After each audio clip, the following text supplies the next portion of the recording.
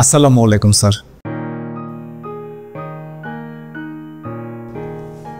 ওয়ালাইকুম আসসালাম।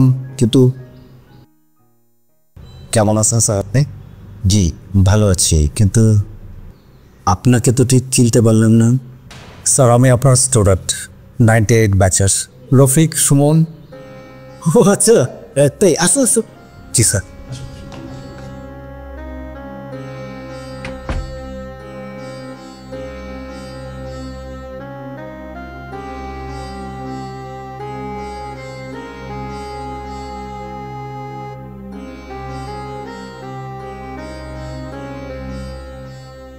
তা তুমি এখন কি করছো? আমি একজন শিক্ষক। বাহ, তাহলে তুমি আমার প্রফেশন বেছে নিয়েছো। আসলে আমি আপনার মতো একজন শিক্ষক হতে পেরেছি বলে নিজেকে ধন্য মনে করছি স্যার।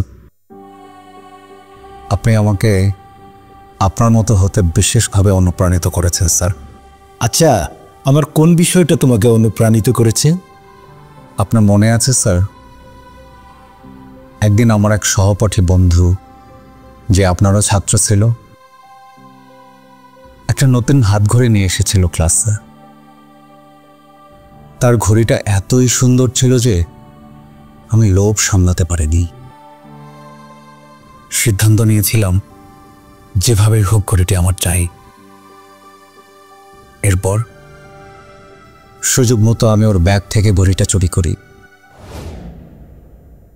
কিছুক্ষণ পরে বন্ধুটি তার ঘড়িটির অনুপস্থিতি লক্ষ্য করে এবং আমাদের স্যার মানে আপনার কাছে নালিশ করে।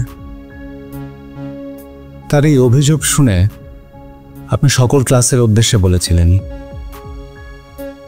আজ ক্লাস চলাকালীন সময় একটি ঘড়ি চুরি হয়েছে, তোমরা যেই নিয়ে থাকো ঘড়িটি ফেরত দিয়ে দাও। আপনার নির্দেশ শুনেও আমি ঘড়িটি ফেরত দিতে পারিনি স্যার,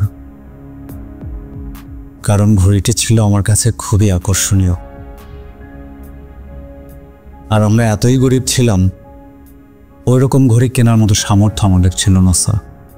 যাই হোক, সেদিন ক্লাসের দরজা বন্ধ করে সবাইকে ক্লাসের মধ্যে বৃত্ত তৈরি করে চোখ বন্ধ করে দাঁড়াতে বললেন আপনি। অতঃপর ঘড়ি উদ্ধার হওয়া না পর্যন্ত আপনি পর্যায়ক্রমে আমাদের পকেট ব্যাগ খুঁজতে লাগলেন। আমরা সবাই আপনার নির্দেশ মোতাবেক নীরবে দাঁড়িয়ে রইলাম। এক এক করে পকেট ব্যাগ চেক করতে করতে একটা সময় আপনি আমার পকেটে হাত দিলেন। ঘড়িটি আপনি খুঁজে পেলেন। তখন ভয়ে লজ্জায় আমার শরীর কাঁপছিল, কিন্তু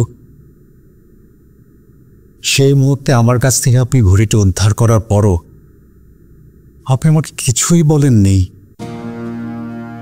আপনি কিন্তু শেষ পর্যন্ত সবগুলো ছাত্রকেই চেক করেছিলেন। সবশেষে আপনি আমাদের উদ্দেশ্যে বলেন, ঘড়ি পাওয়া গেছে, এবার তোমরা চোখ খুলতে পার।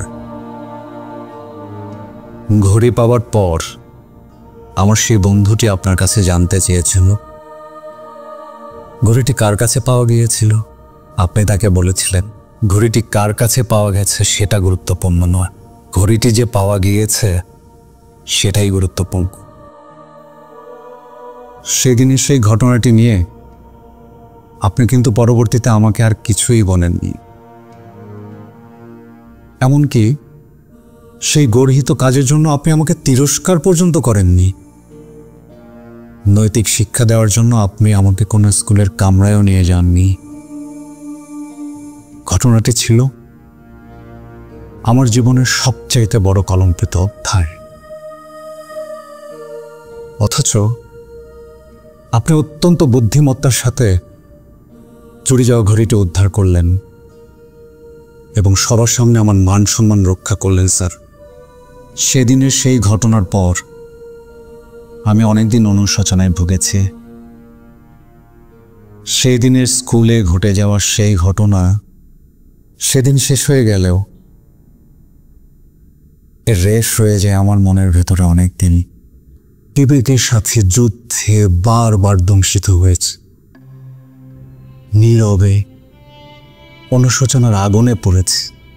তারপর সিদ্ধান্ত নিলাম, এই অনৈতিক কাজ আমি আর জীবনে কোনোদিন করব না। একজন ভালো মানুষ হব, একজন শিক্ষক হব, সত্যিকার অর্থের মানুষ গড়ার কারিগর হব। আপনার কাছ থেকে আমি সেদিন স্পষ্ট বার্তা পেয়েছিলাম একজন শিক্ষকের কেমন হওয়া উচিত। অপমান ছাড়াও যে একটা মানুষকে সংশোধন করা যায়, সেদিন সে বার্তা আমি আপনার কাছ থেকে শিখেছিলাম স্যার। আপনার উদারতা, আপনার মহানুভবতা আজকে আমাকে এই অবস্থানে নিয়ে এসেছে স্যার। সেদিনের ঘটনা আমার দিব্যি মনে আছে। সেদিনের সেই ঘটনায় শুধু তোমাদের চোখে বন্ধ ছিল না, আমার চোখও বন্ধ ছিল। তুমিই বলো বাবা, কোন শিক্ষক কি তার সন্তান তুল্য ছাত্রদেরকে চোরের বেশে দেখতে পারে? আমি তো আমার ছাত্রদেরকে বীরের বেশে দেখে গর্ব করতে চাই।